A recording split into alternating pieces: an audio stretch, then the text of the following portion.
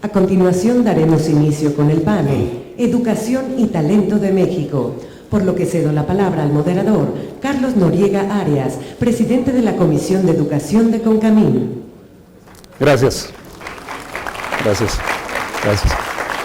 Muy buenos días a todos. Con su permiso, señor presidente. Agradecemos la participación y damos la más cordial bienvenida al secretario de Educación Pública del Gobierno de la República, Aurelio Nuño Mayer, para el desarrollo de este panel Educación y Talento en México. Aurelio Nuño Mayer es licenciado en Ciencias Políticas y Administración Pública por la Universidad Iberoamericana y maestro en Estudios Latinoamericanos por la Universidad de Oxford.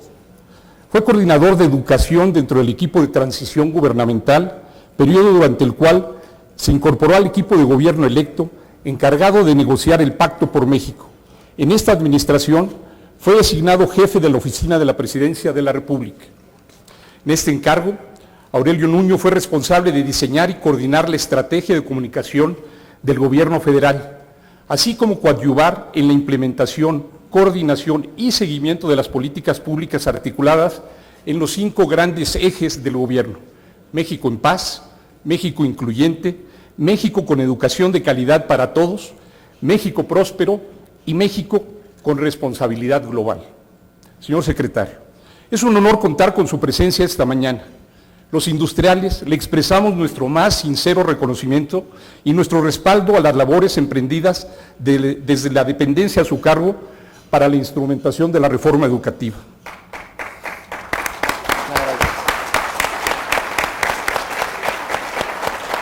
Uno de los principales retos que enfrenta México es brindar a los jóvenes las oportunidades necesarias para su desarrollo integral.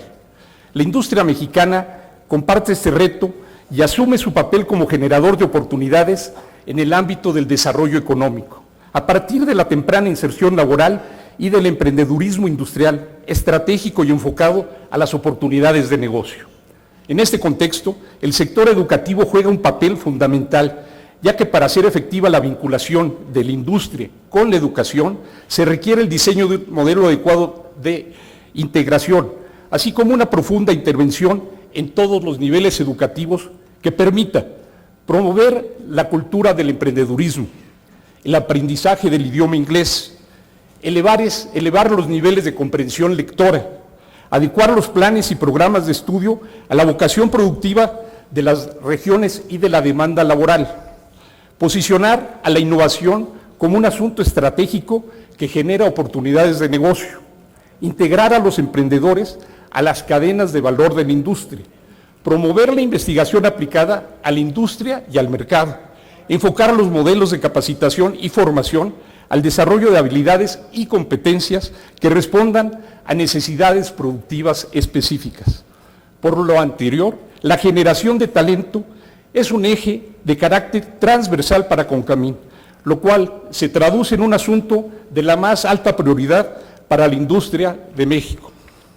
Señor secretario, muchas gracias por su asistencia nuevamente. Sea usted bienvenido a la reunión anual de Industriales 2015. Ahora, con gusto, cedo el uso de la palabra a nuestro presidente Manuel Herrera Vega, presidente de CONCAMIN. Muchas gracias.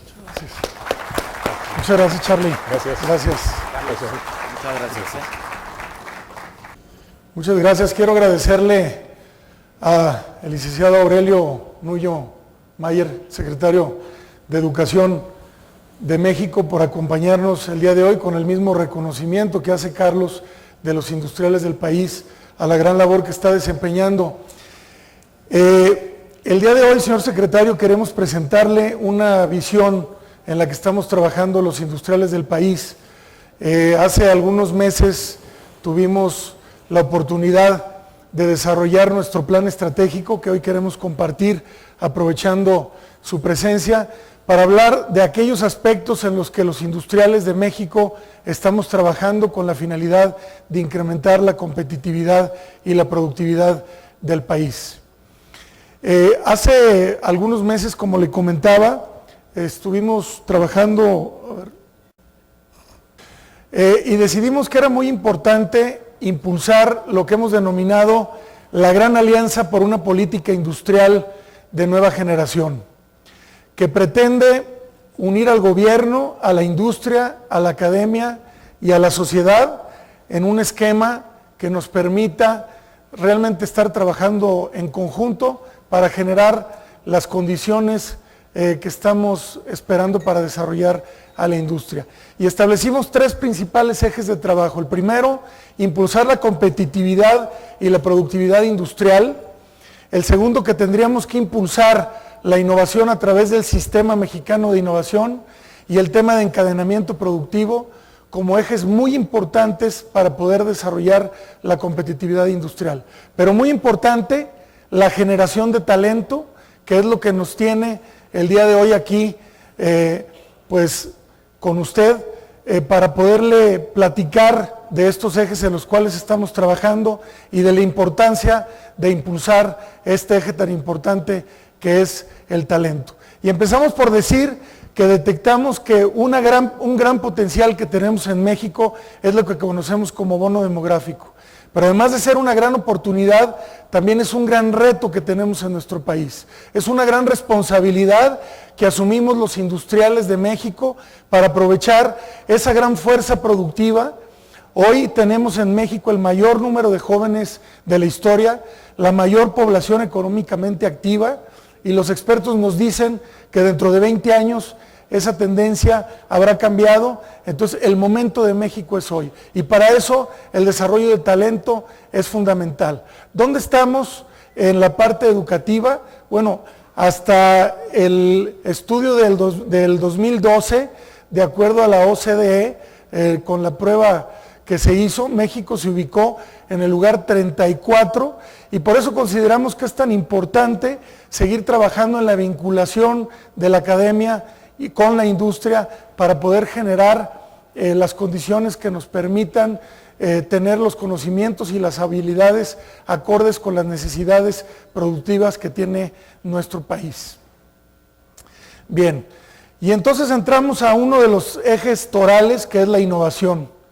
Nos dimos cuenta que en México tenemos todavía muchos esfuerzos aislados, que hay mucha duplicidad de esfuerzos y que teníamos que impulsar un sistema que articulara todos los esfuerzos que se están haciendo en materia de innovación a nivel nacional, para con eso poder generar mayor competitividad en el sector industrial.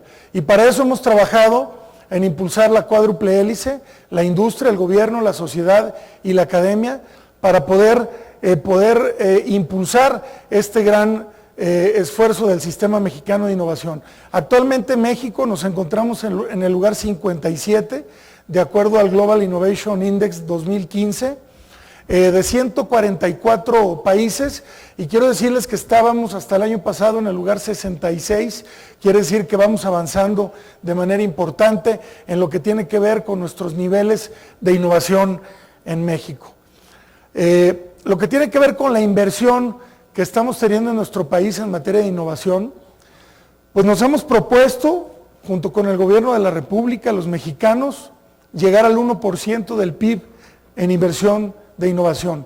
Actualmente tenemos aproximadamente el 0.57 del PIB, y esperamos para el 2018 lograr esta primera meta, que es estar invirtiendo el 1% del PIB en innovación. Los países más desarrollados y que están más avanzados en innovación, algunos están invirtiendo hasta el 3.5 o el 4% del Producto Interno Bruto, entonces tenemos ahí un gran reto.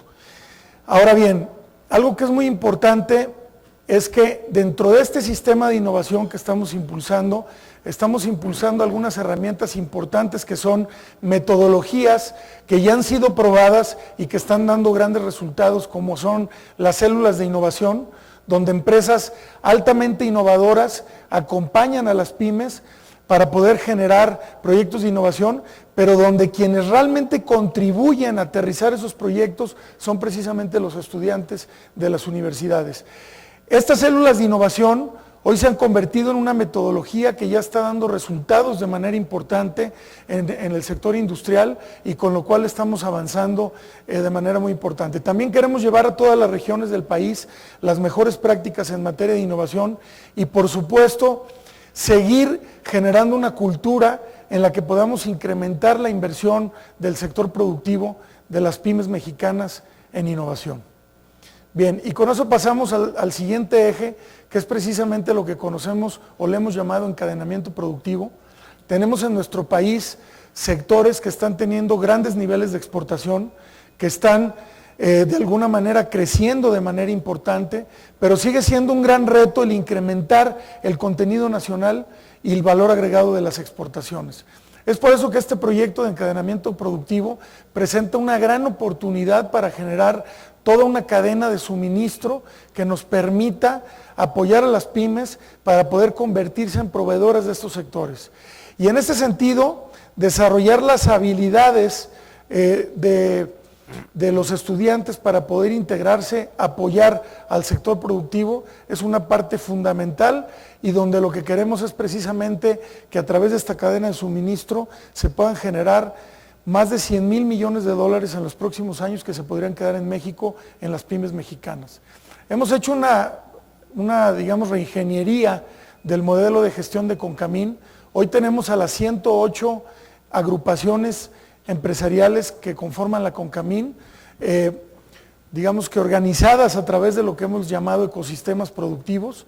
Si se fijan en este organigrama matricial, tenemos en la parte de arriba a los ecosistemas, en la parte de la izquierda las comisiones de trabajo y del lado derecho las regiones del país. Entonces, las comisiones de trabajo de Concamín trabajan con una visión de cadena productiva, pero también con una visión regional, porque hemos dicho, no es lo mismo el sector textil en Puebla que en Mérida, por ejemplo. Y entonces, identificando las vocaciones de cada una de las regiones, tenemos que impulsar el desarrollo de capital humano para poder fortalecer al sector productivo y, por supuesto, fortalecer a las pymes mexicanas que, dicho sea de paso, representan en unidades económicas el 98% de las empresas de México, de las unidades económicas, de México. Entonces, es importantísimo identificar, como decía, las vocaciones productivas y impulsar los sectores a partir de esas vocaciones de cada región. Hoy tenemos nuevos acuerdos en nuestro país, tenemos el TPP, un acuerdo que representa pues grandes oportunidades, pero que también representa un gran reto para el sector productivo. Son 12 naciones: Australia, Brunei, Canadá, Chile, Estados Unidos, Japón, Malasia, México, Nueva Zelanda, Perú, Singapur y Vietnam, que están en esta nueva integración que, como decía, representa una gran oportunidad, pero también grandes retos, y donde debemos también, para enfrentar estos grandes retos, fortalecer nuestro capital humano. Se concentran a 805 millones de habitantes, el 11% de la población mundial, y casi el 40% del PIB mundial está integrado en esta región, que en su conjunto generan el 25% del comercio internacional, y por lo cual es importantísimo hacerle frente a estos grandes retos. El proyecto MIND, señor secretario, México, Innovación y Diseño, un proyecto que integra a los ecosistemas productivos junto con el sector académico, junto con las instituciones gubernamentales de apoyo y con los creativos, con los innovadores, con los científicos, para encarar el mayor reto de la actualidad, que es competir en los mercados globales a través de la innovación.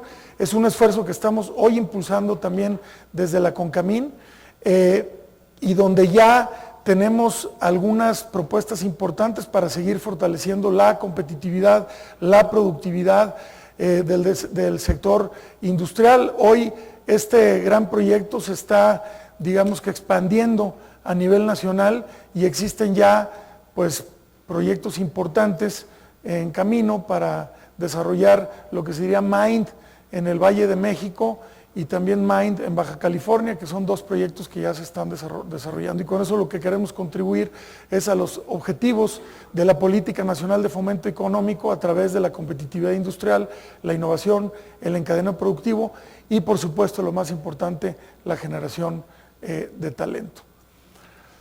Con eso, evidentemente, queremos contribuir a generar y fortalecer las fuentes de empleo en nuestro país. Importante resaltar la importancia de impulsar a los emprendedores. Hoy requerimos en nuestro país aproximadamente generar 1 millón de empleos al año. Estamos generando aproximadamente 700,000.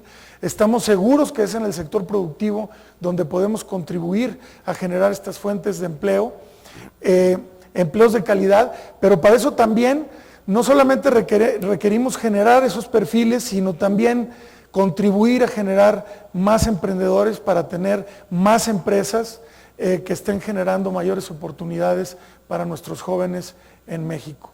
Para eso requerimos también de alianzas institucionales, fortalecer nuestra capacidad de interlocución de la industria con diversas instancias público y privadas. Y bueno, a través del Comité Nacional de Productividad, donde estamos trabajando en conjunto, pretendemos también fortalecer eso y estamos impulsando la generación de un grupo de alto nivel para impulsar la competitividad, de un grupo de alto nivel para impulsar el encadenamiento productivo y por supuesto un grupo de alto nivel para la generación de talento, señor secretario, que es una propuesta concreta que viene del sector industrial y que seguramente estaremos tratando en el Comité Nacional de Productividad, esperando contar también con su apoyo para esto. Bueno, decirles que en la CONCAMIN participamos con representamos el 32.2% del PIB representado en los sectores productivos, donde hoy muchos de sus liderazgos nos acompañan en esta reunión anual de industriales, que contribuimos con más de la mitad de los trabajadores que están afiliados al Instituto Mexicano del Seguro Social, que participamos con el 85% de las exportaciones de nuestro país y que con todos los sectores que representamos en CONCAMIN, pues contribuimos con más de 6.133.820 empleos en México.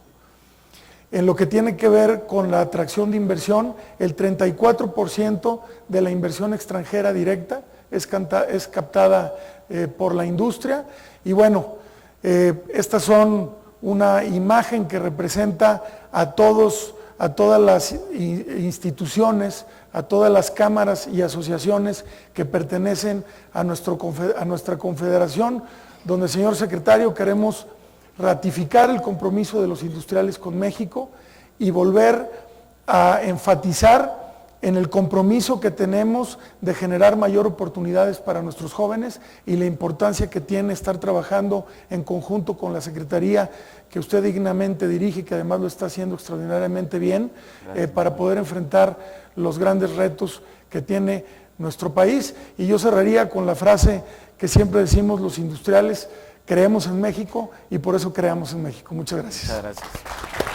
Manuel. Muchas gracias. Muchas gracias. Muchas gracias.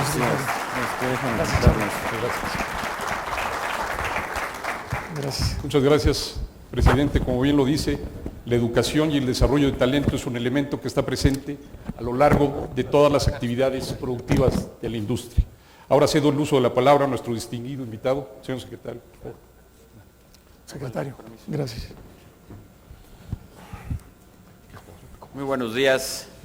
Muchas gracias por estar aquí. Manuel, muchas gracias por la invitación. Un honor poder estar en esta reunión hoy aquí con los industriales del país. Muchas gracias, Carlos, también, y gracias por el compromiso que tienen con la educación. Es de verdad para mí un gusto estar aquí con ustedes, estar con los industriales del país, poder estar en este evento que entiendo llevan más de 20 años haciéndolo, ¿no? Más o menos, sí. En una organización que van ya para cumplir un siglo, 1918 entiendo que se fundó, y el poder estar aquí para poder ver objetivos compartidos. Yo los felicito Manuel por esta iniciativa. Gracias. Tendremos hoy en la tarde la reunión del Comité de Productividad, sí, claro, sí. Ahí estaremos abordando estos temas y me parece una gran iniciativa ver y tener esta visión tan amplia sobre cómo podemos apoyar la productividad y la importancia que tiene el talento, la formación de talento y de la educación. Y es precisamente ahorita que veía las cifras que presentabas, Manuel, por ejemplo, los puntajes y los resultados que se han obtenido de la prueba PISA de la OCDE en materia educativa. Nos muestran una realidad, yo diría que hasta dramática, en cuanto al estado en el que se encuentra la calidad de la educación en el país. Y precisamente por eso es que hicimos una reforma educativa. Si la calidad de la educación en el país estuviera donde debe de estar, la reforma no hubiera sido necesaria. Precisamente por eso la hicimos.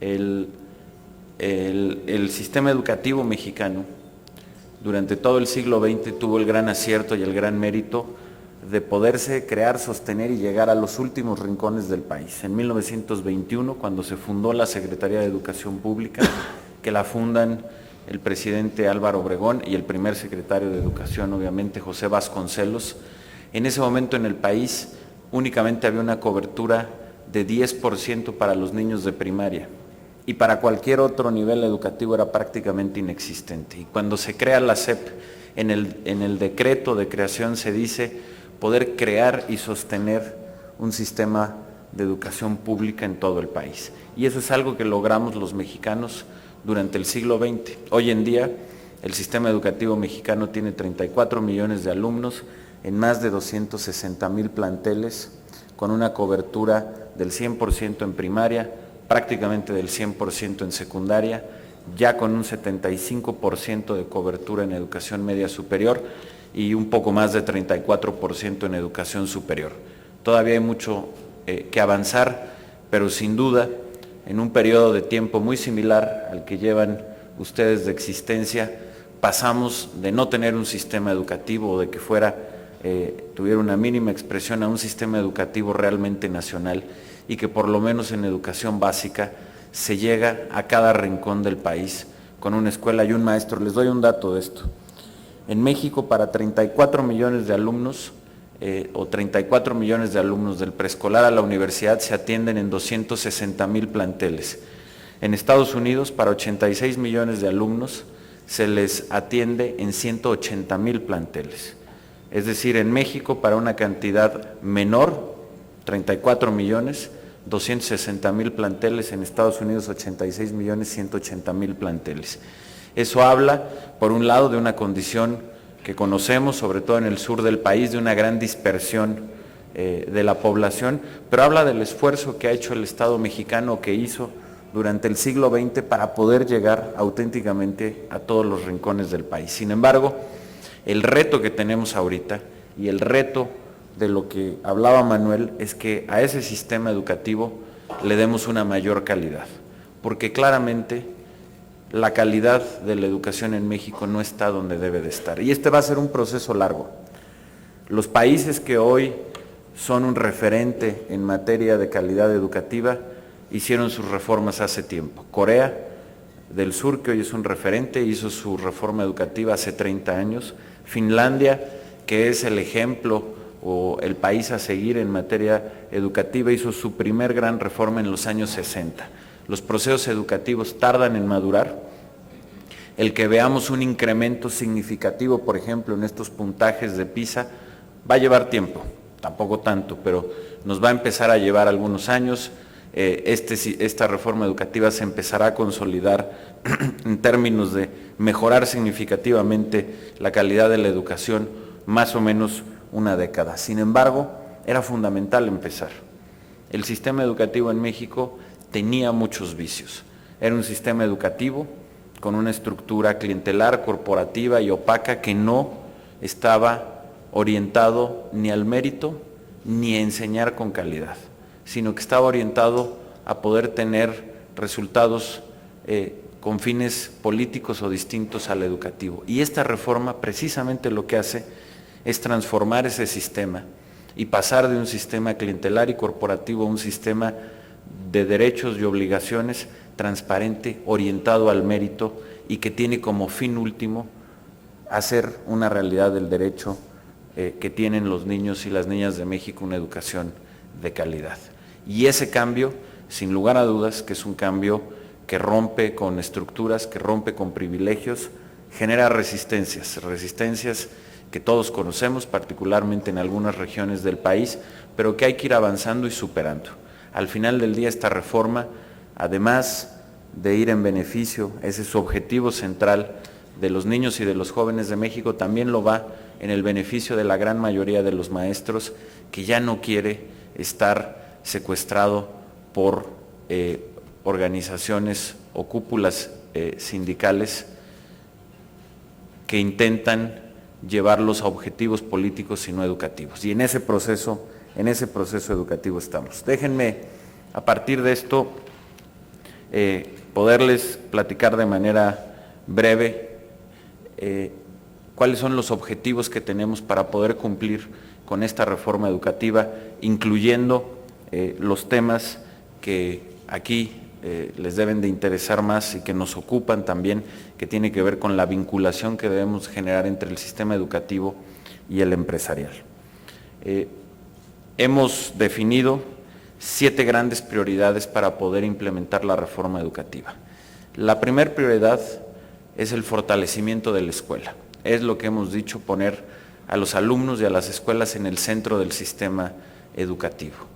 Previo, como lo explicaba hace un momento, previo a la reforma educativa, las escuelas del país estaban al servicio del sistema, al servicio de sus burocracias, al servicio de algunas dirigencias sindicales, y hoy tenemos la oportunidad de invertir esa ecuación y de que sea el sistema educativo, las instituciones, quienes estemos al servicio de la escuela. ¿Y qué significa eso en concreto? Significa todo un plan que además estaremos presentando en enero, un plan de nueva escuela, que implicará darle mayor autonomía de gestión a las escuelas, fortalecer el rol que tienen los directores, fortalecer a los consejos técnicos escolares, el acompañamiento pedagógico que debemos de dar desde el gobierno a las escuelas y por supuesto una mayor participación de los padres de familia.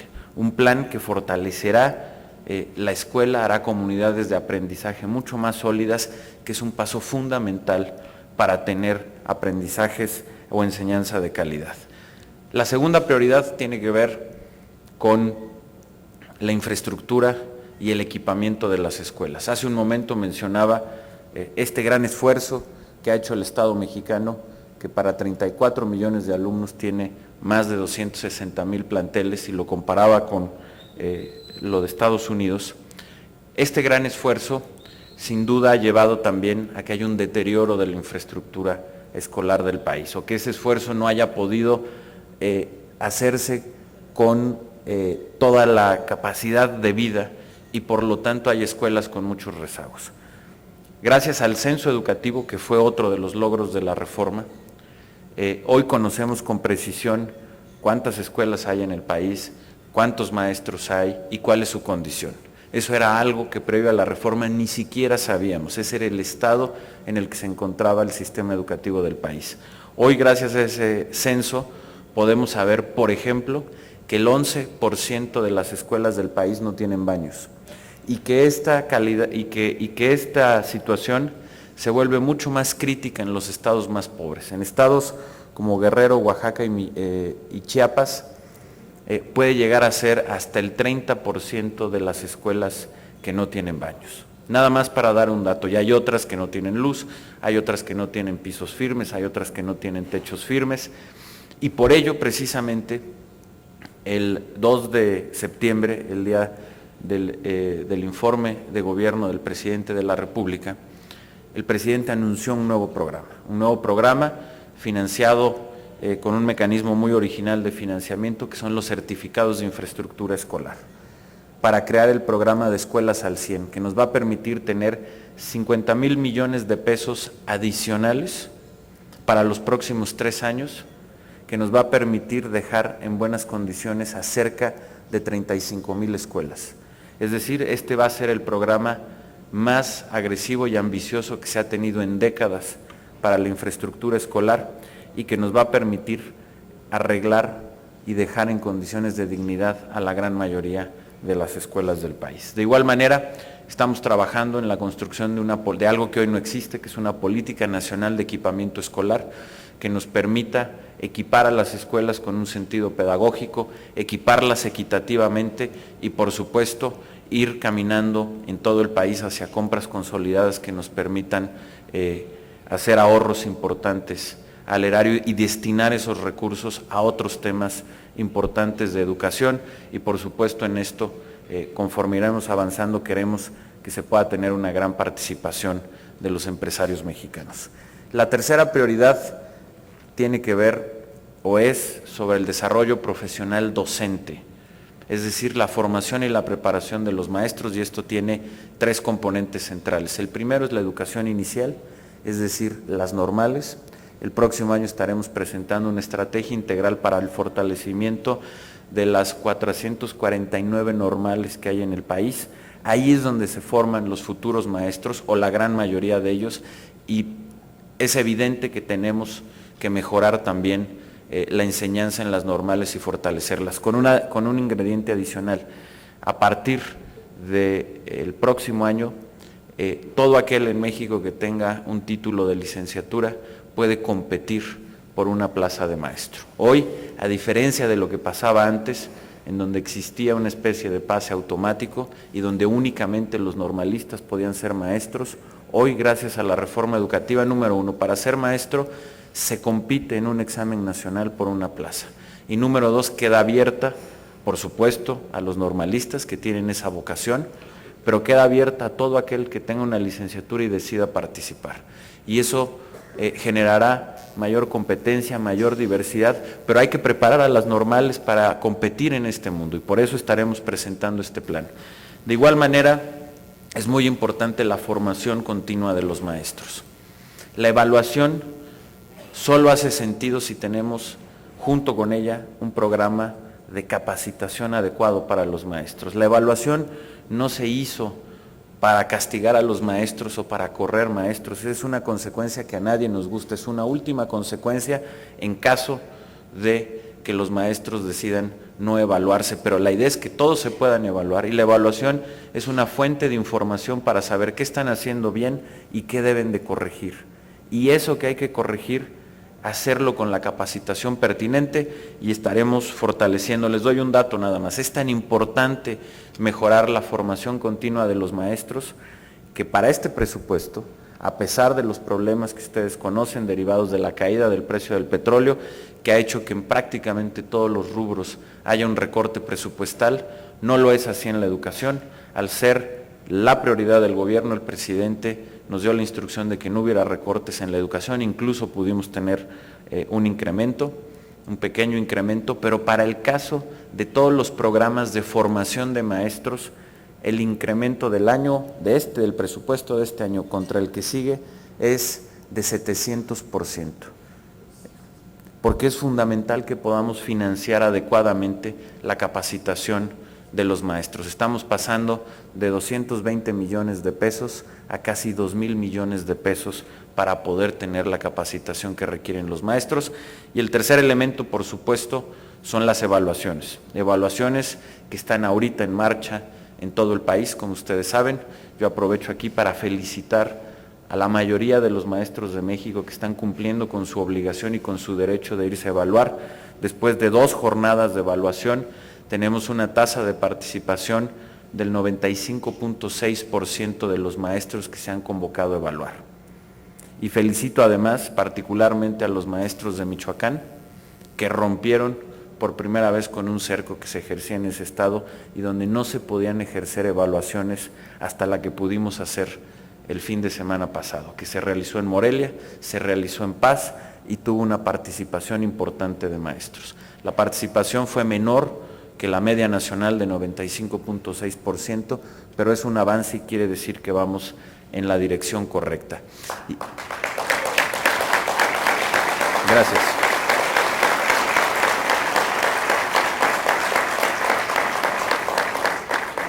Y déjenme compartirles, porque hay veces que pareciera que la mayoría de los maestros se resisten al cambio cuando es al revés.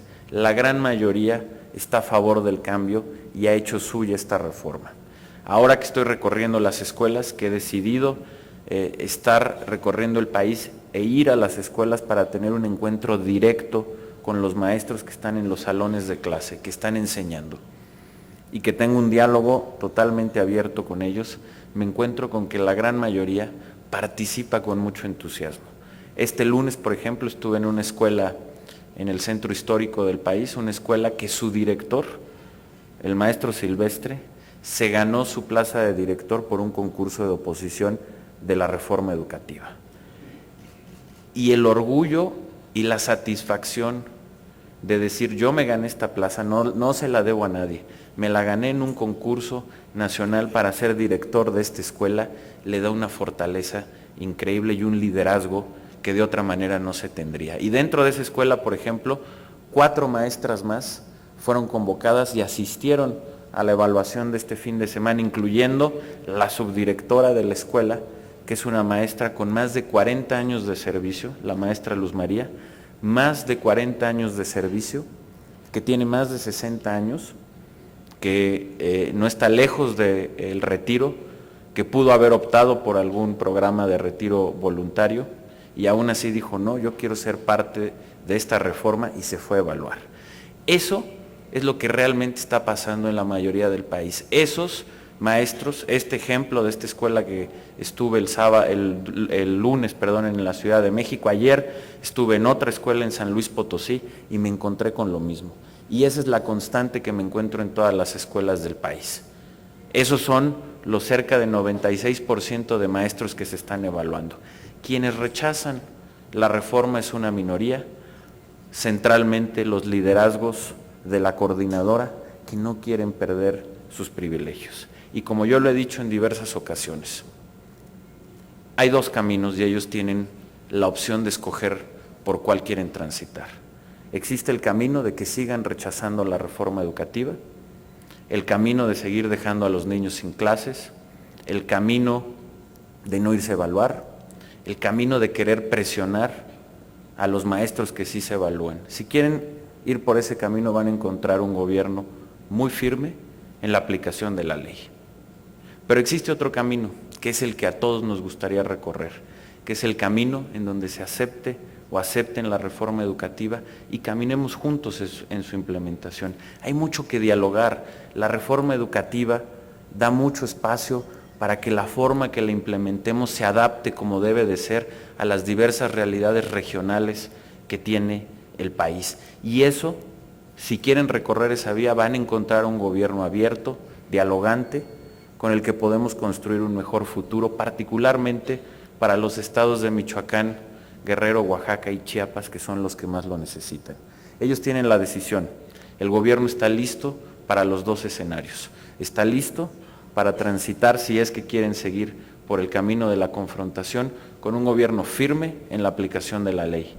Ni más ni menos, pero con gran firmeza. Pero también está listo para caminar por el segundo sendero, que es el del diálogo y el de que juntos podamos implementar la reforma educativa. Gracias. Muchas gracias.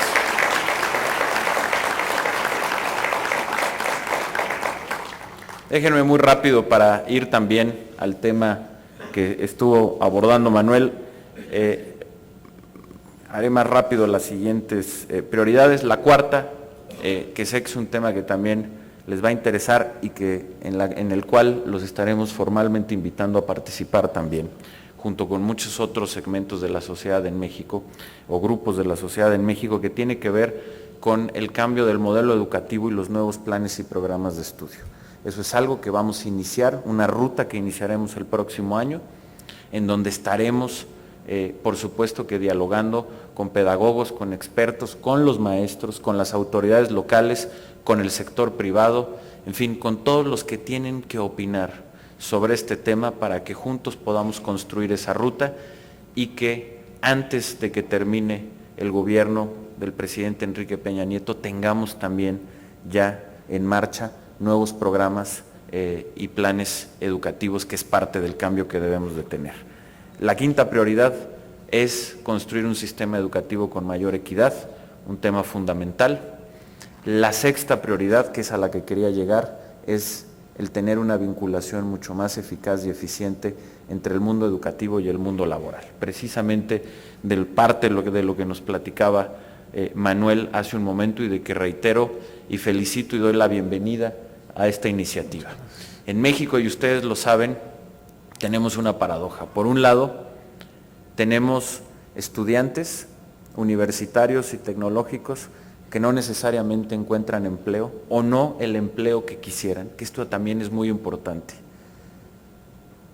Finalmente también nuestro objetivo es que a través de la educación los mexicanos, además de ser más productivos y ganar más, también sean más felices. Que la oferta educativa permita que todo el mundo se dedique a lo que le gusta hacer y que pueda disfrutar de sus actividades laborales y de su vida. Puede sonar cursi, pero creemos que es fundamental y que es algo que tiene que lograr la educación. Ustedes lo saben, si uno se dedica a lo que le gusta, uno es mucho más feliz. Y para eso uno tiene que tener las herramientas educativas para poderlo lograr.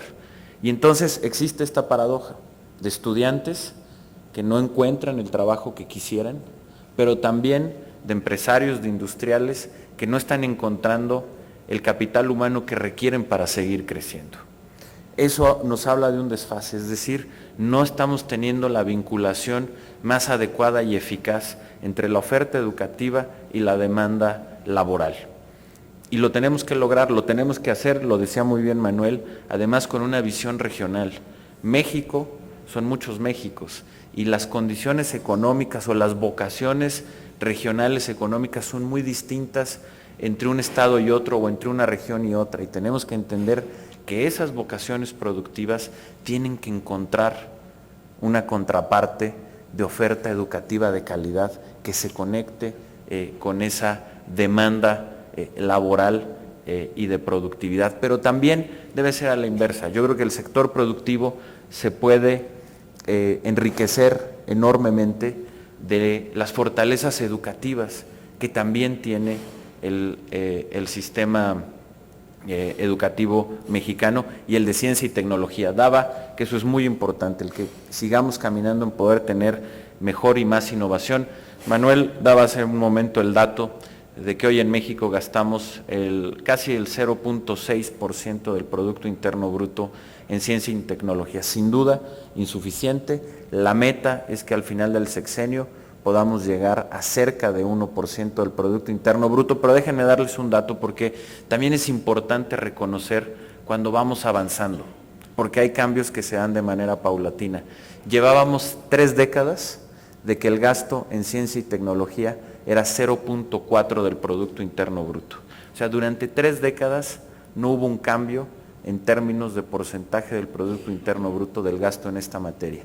Y en los 3 años del gobierno del presidente Enrique Peña subimos de 0.4 a casi 0.6. O sea, es la primera vez que hay un incremento real en el gasto en ciencia y tecnología, con la ruta de poder llegar al 1% o cercano al 1% cuando termine esta administración. Y déjenme nada más ilustrarles también algunas de las cosas que estamos haciendo y que estaremos platicando hoy en la tarde y hacia adelante, de las experiencias que podemos afianzar y darle una mayor escala. Tenemos, y yo creo que muchos de ustedes conocen, el programa de educación dual, que está funcionando muy bien en algunos estados, pero todavía está en una fase casi de programa piloto y necesitamos darle más escala y para ello necesitamos cerrar filas para que juntos lo podamos hacer. Tenemos proyectos, tenemos una gran apuesta por la educación técnica y tecnológica en el país. Y hoy tenemos un conjunto de universidades, ya son 11 universidades en todo el país, universidades tecnológicas pero bilingües. Es decir, ahí los jóvenes toman clases 100% en inglés. Entran muchas veces con un conocimiento pobre del idioma, tienen un curso intensivo de más de un cuatrimestre o casi un semestre, incluyendo el que vayan a Estados Unidos. Después regresan y tienen la mitad de las materias en inglés y la otra mitad en español. Después 75-35 y el último año el 100% de las materias en inglés. Acabo de visitar una de estas universidades tecnológicas bilingües en Aguascalientes, la del Retoño.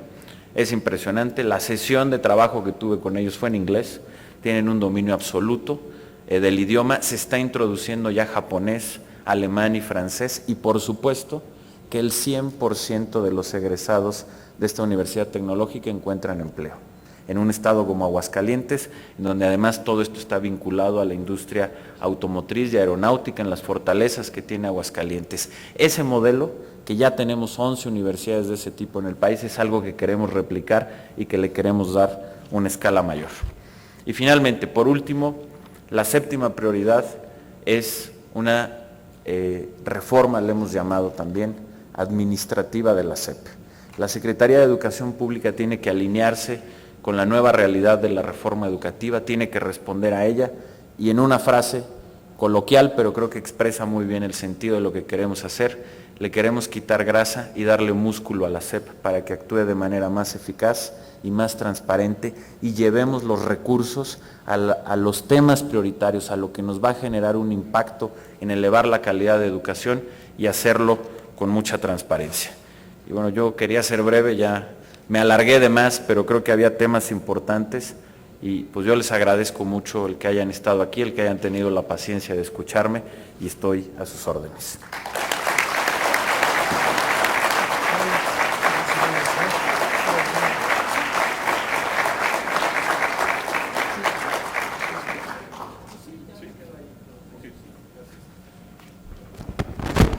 Déjamelo hacer. Muchísimas gracias, señor secretario. Si están ustedes de acuerdo, pasaremos a la parte de preguntas.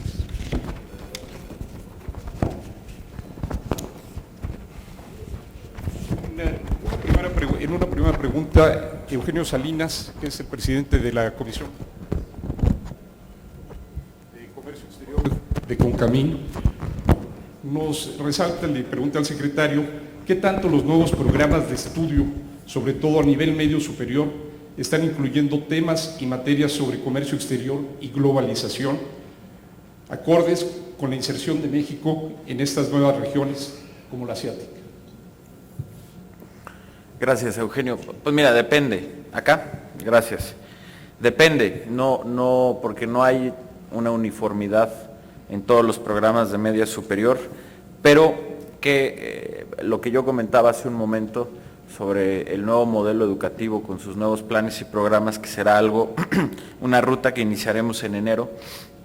Estaremos presentando 2 documentos, uno para educación básica y otro para media superior, en donde vamos a plantear lo que consideramos desde la Secretaría debe de ser el nuevo modelo con sus respectivos planes y programas, pero lo que vamos a hacer es un ejercicio de discusión nacional a partir de esos documentos. El año pasado se tuvieron foros en donde se hizo una amplia consulta sobre hacia dónde debería ir el modelo educativo. Eso ya lo tenemos, ya lo procesamos, y ahora lo que queremos es tener una segunda discusión, mucho más breve porque hay que ir rápido, pero ya no dijéramos sobre un universo al infinito, sino lo que queremos es que se discutan esos documentos y entonces poderlo platicar con ustedes, con pedagogos, lo que dije hace un momento, y que a partir de esos comentarios nos permita tener una retroalimentación y finalmente hacia mediados del próximo año, entre junio y julio, poder presentar de manera definitiva lo que será el nuevo modelo educativo con sus planes y programas. A partir de ahí empezar a hacer los nuevos libros de texto que correspondan con ese nuevo programa, a capacitar a los maestros para estos nuevos programas y que podamos estar iniciando en el ciclo escolar 2017 o 2017-2018, o porque es un proceso al que yo no quiero apresurar de más, sino que creo que se debe de hacer muy bien, que lo podamos tener a más tardar para el ciclo escolar 2018-2019, que es un ciclo que todavía le toca inaugurar al presidente Enrique Peña Nieto y que sería pues como la última pieza de la transformación del sistema educativo que él estaría dejando. Pero esa es la ruta y yo creo que ese es un tema que hay que discutir y que hablar. Ahorita no es algo que esté muy presente. Bueno. Sí, gracias, muchas gracias, señor secretario. Raúl Riquelme, que es el presidente de la Comisión de Salud de la CONCAMIN, le pregunta si le comenta que existe un pendiente con la Secretaría de Educación Pública respecto de los lineamientos de alimentos en escuelas. ¿Podríamos revisarlo? Con mucho gusto, don Raúl. Además aquí Raúl Riquelme es un gran amigo, a quien le tengo un gran aprecio. Con mucho gusto lo hacemos. Aquí está mi coordinador de asesores, directo le dejo encargado el tema para que lo pueda, ahí está Manolo Reino, para que lo puedan ver, Raúl, y que podamos avanzar, porque efectivamente ahí hay un pendiente. Bien. Edgar Ubelode, presidente de la Comisión de Compras de Gobierno, le pregunto que anunció usted las compras consolidadas. Es un procedimiento que puede tener ventajas, pero también serios inconvenientes. Ofrecemos nuestro apoyo para revisar y dar algunas alternativas. Gracias, Edgar. Don Edgar, todavía no es un hecho, es algo que estamos analizando. ¿Qué es lo que nos parece y lo que yo decía hace un momento? Falta una política nacional de equipamiento educativo. Hoy en día el equipamiento de las escuelas no responde a una política nacional ni a una lógica pedagógica. Es algo que en algunos casos, y hay estados que lo hacen bien, pero hay otros que no tienen una política, hay otros que se encarga el municipio, hay otros que las escuelas lo hacen como pueden. Es decir, lo que falta es una claridad de una política nacional que por un lado le dé un sentido pedagógico al equipamiento de las escuelas, que es algo muy importante y hay muchos estudios al respecto. Segundo, que podamos darle una mayor equidad a las escuelas, porque si logramos equipar más o menos de manera igual a las escuelas del país, estaremos generando una mayor equidad. Hoy en día tenemos escuelas muy bien equipadas y otras muy mal equipadas, y simplemente como una exploración, yo sé que no es la panacea ni necesariamente es lo que se requiere, pero sí explorar algún mecanismo, que es lo que estamos haciendo, y con gusto estaremos más que abiertos de poderlo platicar, el de las compras consolidadas. Sé que son cosas distintas y no se pueden comparar peras con manzanas, pero por ejemplo las compras consolidadas que ha hecho el IMSS de las medicinas ha sido muy exitoso en términos por lo menos de eficiencia y de ahorros para el Estado mexicano. No es lo mismo comprar medicinas que equipamiento escolar, pero creo que lo que sí podemos hacer es tener una política nacional que hoy no se tiene y de alguna manera encontrar ahorros, porque al no tener una política el gasto para estos fines no se ejerce de la manera más eficiente. Adelante. José Román Robledo, de la Cámara Joyera, pregunta, ¿qué se está haciendo en las escuelas para fomentar la empresarialidad? Bueno, pues otra vez depende, ¿no? Yo creo que hay escuelas, ¿dónde está don José? Que lo hacen o que no lo hacen, varía un poco. Yo creo que estos son temas que son muy importantes hacia la secundaria y hacia la media superior. Como lo dije, ya tendremos este diálogo para los temas de los nuevos planes y programas de estudio, pero algo que sí me parece fundamental para la educación primaria es que no es sano que en la educación primaria haya demasiados temas. Lo que nosotros necesitamos es que los niños de México, por lo menos cuando salgan de primaria, dominen 2 materias, el español, y cuando hablo del español, que dominen el español, es decir, que entiendan lo que leen, que sepan escribir y redactar con propiedad, es decir, sin faltas de ortografía y con una redacción adecuada, y que tengan una buena expresión oral, con un nivel de vocabulario suficiente para su edad.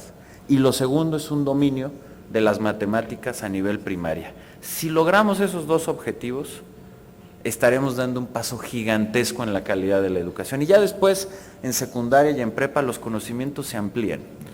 Pero yo creo que sería un error estratégico que desde muy chicos los llenemos de contenidos, que le llenemos a los maestros de contenidos y no concentrarnos en estos 2 temas. No es que nada más vayan a aprender, eso es importante que aprendan otras cosas, pero que nos concentremos en esto es muy importante y que no dispersemos a nivel primaria los programas, ¿no?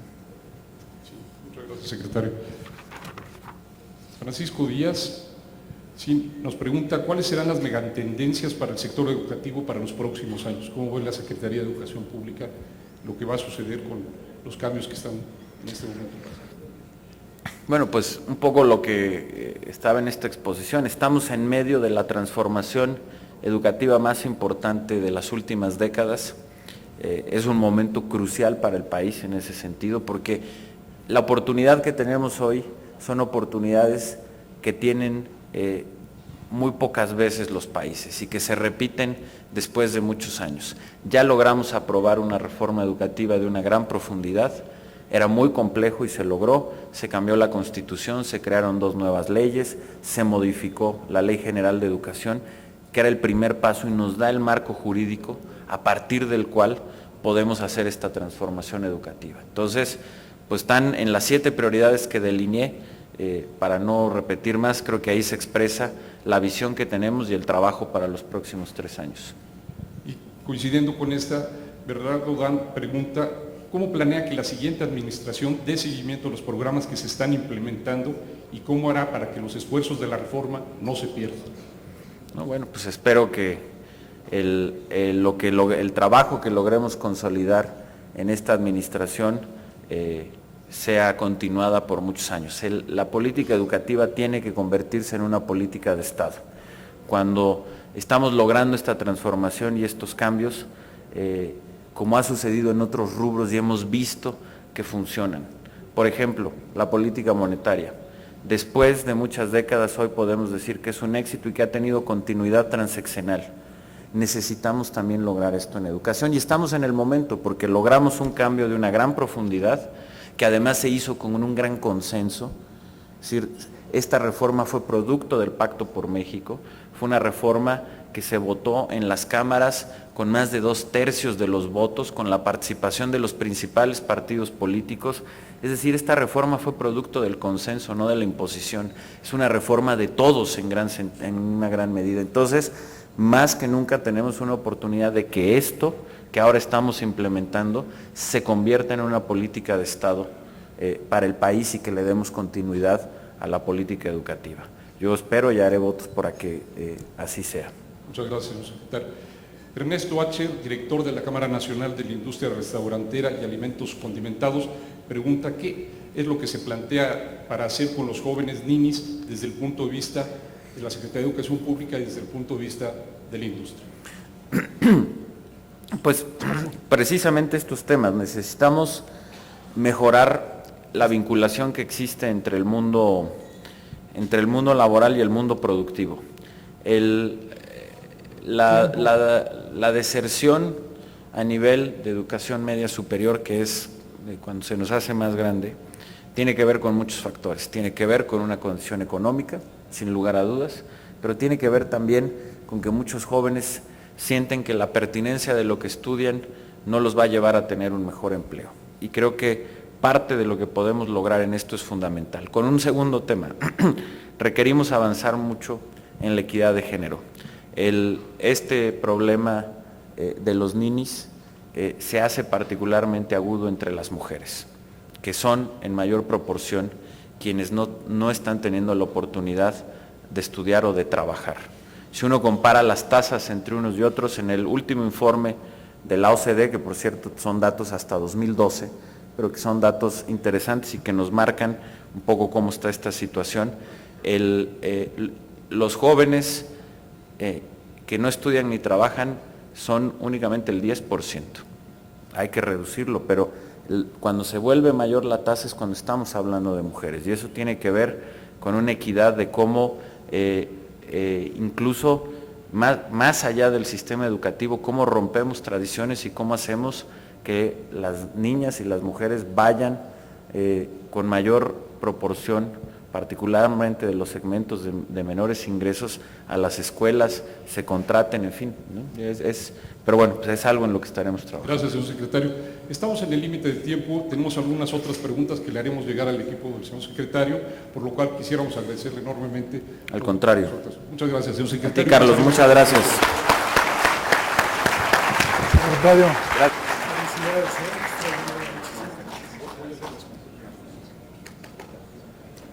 Agradecemos la participación de nuestros panelistas y les solicitamos permanecer. Si me estrado. permiten un momento, déjenme leer nada más las conclusiones para ir de acuerdo a la agenda, muy rápido, ¿sí? Por lo comentado en este panel podemos concluir que la reforma educativa significa un gran logro para el país y un gran reto en su instrumentación. Los industriales reiteramos el respaldo al gobierno federal y a la comunidad educativa en general, a efecto de que se logre elevar la calidad de la educación en el corto plazo. La educación media superior y superior deben de estar estrechamente vinculadas a las necesidades de la industria y a la vocación productiva de las regiones.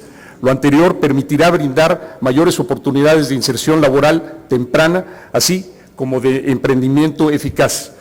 3. Los industriales proponemos conformar un grupo de trabajo multisectorial y de alto nivel, presidido por el secretario de Educación Pública, que contribuya a generar, atraer y retener el talento que requiere nuestro país y que incida de manera directa al desarrollo social y económico. Conclusión 4. La innovación es una competencia fundamental que deberá promoverse en los planes y programas de estudio de los niveles medio superior y superior. 5. Aprovechar el bono demográfico es una responsabilidad que comparten los sectores público, privado y social. Lo anterior implica, además de la calidad y pertenencia de la educación, la generación de los empleos necesarios y debidamente remunerados, así como de emprendedores con mayores posibilidades de éxito. Muchas gracias a todos por su atención. Gracias. Solicitamos al secretario de Educación Pública permanezca en el estrado, ya que a continuación el señor Manuel Herrera Vega, presidente de CONCAMIN, le entregará un reconocimiento por su participación.